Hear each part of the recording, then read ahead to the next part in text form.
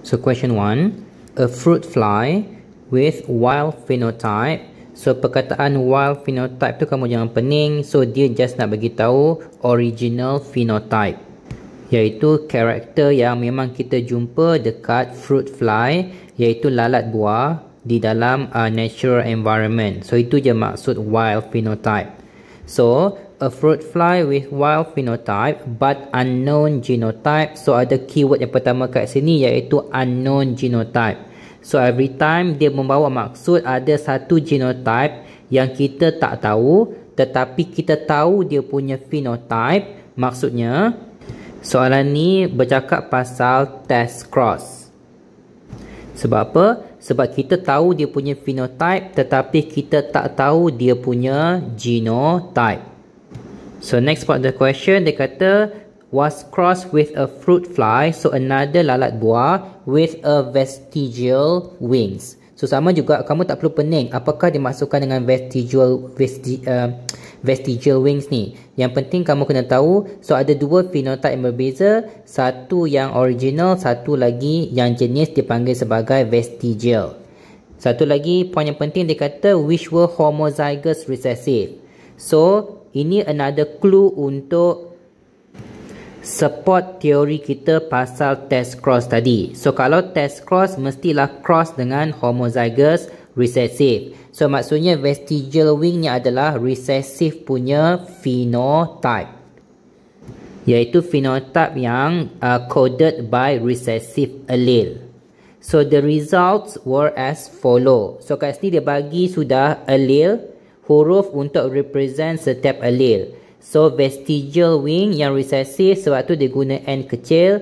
Lepas tu yang wild type tadi adalah normal wing, normal punya wing shape. So N besar sebab dia adalah dominant punya genotype, dominant allele. So kalau kita buat dia punya genetic diagram dia, so kita tahu P phenotype adalah normal cross dengan vestigial. Yang kita tak tahu adalah genotype for the normal punya phenotype tadi, iaitu normal itu mungkin N besar homozygous dominant, ataupun N besar N kecil iaitu heterozygous. Yang vestigial tu kita tahu sebab dia cakap dia adalah homozygous recessive. So inilah yang kita nak try to find out apabila kita buat test cross. Kita nak find out yang unknown genotype tadi, adakah mereka homozygous dominant ataupun heterozygous. So itu background yang information yang soalan ni dah bagi tahu. So question 1, state the Mendelian law. So soalan minta Mendelian law, bukannya type of cross. Kalau type of cross barulah awak jawab test cross ataupun self cross. Sekarang dia minta Mendelian law, Mendel's law. So Mendel's law ada dua jenis.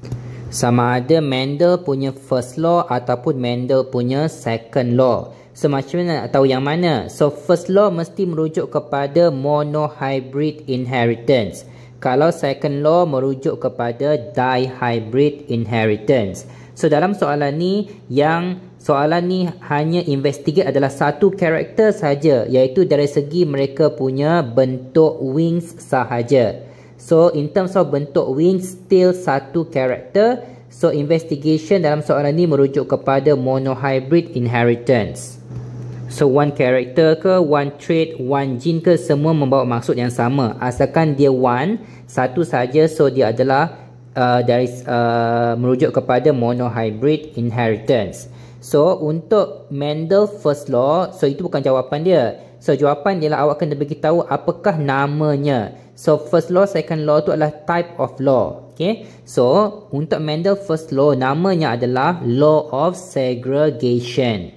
So itu jawapan untuk A, iaitu law of segregation, bukannya first law ataupun second law. Okay, itu just nak bagi tahu law yang keberapa, yang pertama ke yang kedua, tapi the name of the law adalah law of segregation. Itu question A. B pula dia kata give the definition of the Mendelian law in A. So basically awak kena explain apakah dimaksudkan dengan law of segregation. So tengok balik nota, law of segregation merujuk kepada Setiap satu gene, satu karakter mesti ada dua allele. So setiap gene ataupun karakter ataupun trait mesti mengandungi dua allele.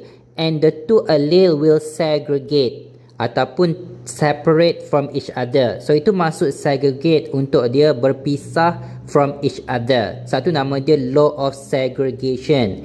Nak kata sepasang allele untuk setiap satu gene ataupun trait ataupun karakter akan separate from each other during gamete formation. So ini adalah first point untuk definition of law of segregation.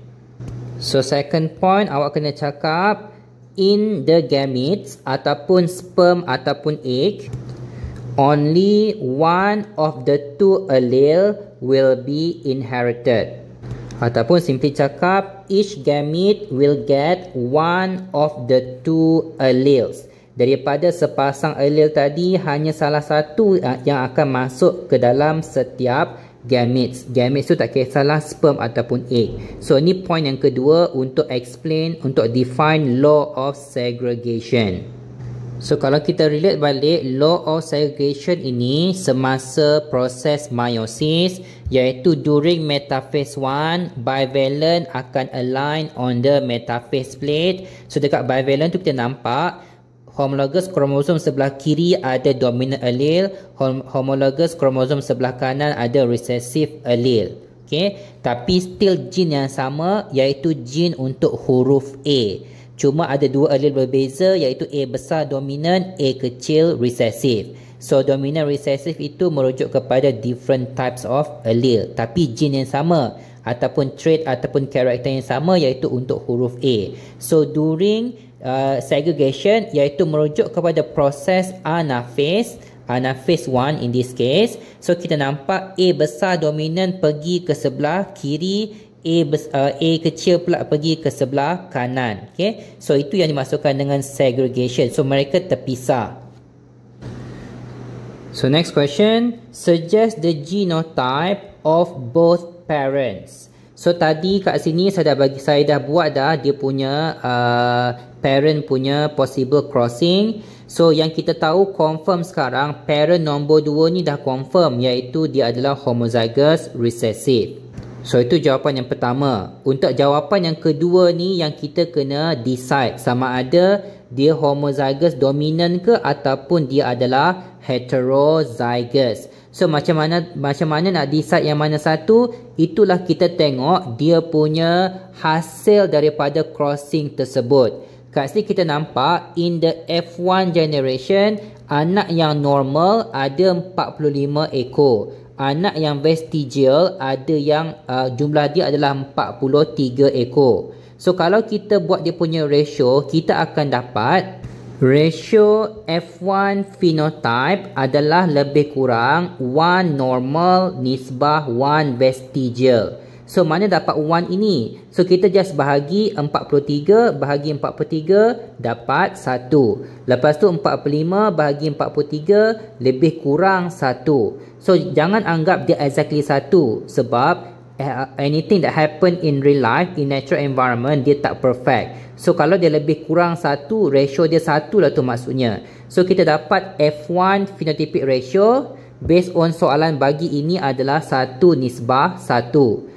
Okay, so theoretically, based on theory kita tahu, kalau kita buat test cross dan ratio phenotype dia adalah 1 nisbah 1, maksudnya unknown tadi adalah heterozygous. So itu adalah based on theory dia. Okay, so apabila kita buat test cross dan result daripada test cross tersebut in the F1 generation, kita dapat ratio dia adalah 1 nisbah 1, maksudnya unknown parent tadi adalah heterozygous. So jawapan yang kedua kat sini adalah untuk normal parent, phenotype tadi. So normal phenotype itu genotype dia adalah N besar N kecil, iaitu heterozygous based on dia punya phenotypic ratio. So kalau untuk tahu dia adalah this one, iaitu homozygous dominant, phenotypic ratio dia mesti all normal. Kalau dekat dalam F2 result ini, anak dia semua normal wings, baru kita tahu yang unknown tadi adalah this one, iaitu homozygous dominant dan bukannya heterozygous. Kalau 1:1 mesti heterozygous. Itu adalah theoretical value. Next question, basically dia nak awak buat test cross tersebut untuk buktikan awak punya teori dekat atas ni, iaitu unknown tadi adalah heterozygous dan bukannya homozygous dominant. So just buat dia punya test cross dia starting daripada P generation sampailah F1 generation. So sila lengkapkan semua kategori-kategori ini starting for. So kena lengkapkan semua ni. First kita akan start dengan P phenotype, iaitu normal cross dengan vestigial, and then the P genotype is ikut balik pada soalan C tadi, iaitu heterozygous darab dengan homozygous recessive, and then followed by apakah possible gametes dia, iaitu tadi kita dah cerita, iaitu law of segregation. So untuk normal punya genotype ada dua jenis gamete. So sepatutnya ada dua bulatan, satu untuk allele N besar, satu untuk allele N kecil. Jangan lupa anak panah menunjuk ke arah bulatan ini.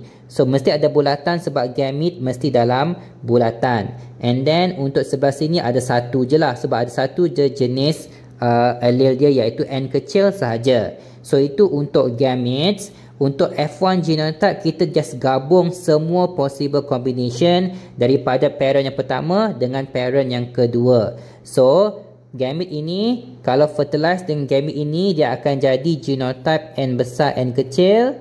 Tapi kalau gamete ini yang cross dengan gamete ini, fertilize dengan gamete ini, dia akan jadi N kecil N kecil. So itu adalah F1 genotype. And then apakah mereka punya genotypic ratio, iaitu 1 N besar N kecil nisbah 1 N kecil N kecil. Next dia punya F2 phenotype, kita akan dapat yang sebelah kiri ni heterozygous ni adalah normal, and then sebelah kanan ini adalah vestigial. So ratio dia adalah 1 normal nisbah 1 vestigial wings. So terbukti sudah apabila parent dia yang unknown tadi heterozygous, dia punya F1 phenotypic ratio dia, F1 phenotypic ratio dia mesti 1 nisbah 1. So sudah terbukti teori kita tadi yang kata kalau 1 nisbah 1 dia adalah heterozygous. So itu kenapa dia minta yang D ni awak lukis diagram. So basically untuk buktikan yang confirm bahawa unknown tadi adalah heterozygous. So dapatlah 4 markah. Next question, state the genotypes and the genotypic ratio for the F1 generation. So salin balik saja daripada kita punya genetic diagram tadi, iaitu genotype dia adalah N besar, N kecil, koma, N kecil, N kecil. So dia punya genotypic ratio for the F1 adalah 1 heterozygous nisbah 1 homozygous recessive. So itu sahaja jawapannya, dapat 2 markah. So next question, in peace, the allele for round adalah A is dominant, sebab tu dia letak A besar, to that of wrinkle. So another allele adalah A kecil, iaitu untuk wrinkle bulat ataupun wrinkle seed. The cross between the two homozygous plant, dia kata dah 2 homozygous plant, bermaksud true breeding ataupun pure breeding di dalam P generation. So dia beritahu dah siapakah homozygous itu, iaitu homozygous round dan juga homozygous wrinkle. So homozygous round punya genotype adalah A besar. Kalau wrinkle punya adalah A kecil sebab homozygous. So A kecil for the wrinkle akan produce F1 offspring, and then the F1 offspring itu akan cross between them, between each other. So apabila F1, dia akan cross sesama F1, itu merujuk kepada self cross. Dan kita tahu kalau self cross mesti hetero darab hetero. Sebab itu adalah konsep self cross, iaitu kita mesti cross organism yang hetero dengan heterozygous. Okay, so hasilnya adalah F2 generation offspring. So first question, what are the genotypes of the P generation? So genotype tadi dah tahu, homozygous dominant dan juga homozygous recessive yang kita dapat daripada soalan tadi. So next question, what are the genotypes and the genotypic ratio for the F1 generation?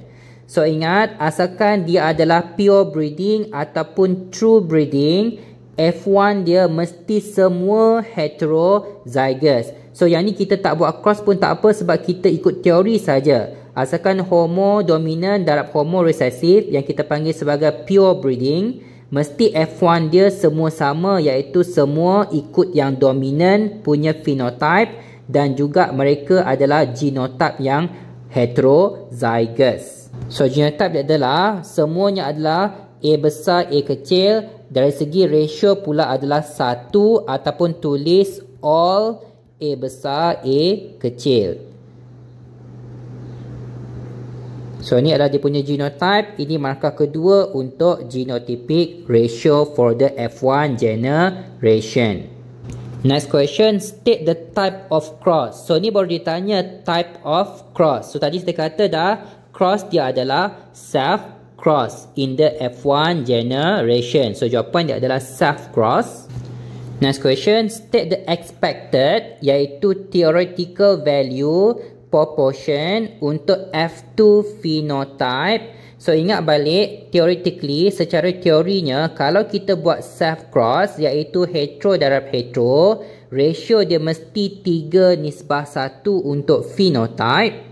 Kalau genotype pula adalah 1:2:1. Iaitu 1 ini untuk homozygous dominant, 2 untuk heterozygous, 1 lagi untuk homozygous recessive kalau genotype. Kalau phenotype pula 3 untuk yang dominant phenotype, 1 untuk recessive phenotype. So based on soalan tadi, kita tahu dominant phenotype adalah round, recessive phenotype adalah wrinkle. So ini semua kita dapat based on teori value untuk Mendelian punya monohybrid self cross. So that's why saya kata awak kena hafal value ni semua. So question ni dia tanya apakah expected, iaitu value theory based on ini semua in terms of proportion jumlah F2 yang ada round seed. So based on theoretical value tadi, round seed adalah 3/4, wrinkle adalah 1/4 ataupun 0.75 ataupun 0.25 untuk wrinkle seed. Okay, sebab soalan kata phenotype, so kita guna phenotype punya phenotypic ratio iaitu 3:1. Jangan guna yang genotype sebab soalan bukannya minta genotype punya proportion. Next, draw the genetic diagram. So ikut balik soalan. So untuk cross ni panjang sikit, so make sure awak lengkapkan semua keperluan-keperluan yang saya tulis kat sini, starting from P phenotype apa, lepas tu P genotype apa, iaitu round dengan wrinkle. Genotype dia adalah homozygous A besar darab dengan homozygous A besar A kecil, and then G mereka adalah yang first ni semua A besar saja, yang second ni semua A kecil sahaja. And then F1 genotype adalah gabung akan jadi heterozygous A besar A kecil.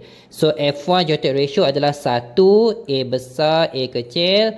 F1 phenotype pula adalah round. And then F1 phenotypic ratio adalah 1 round.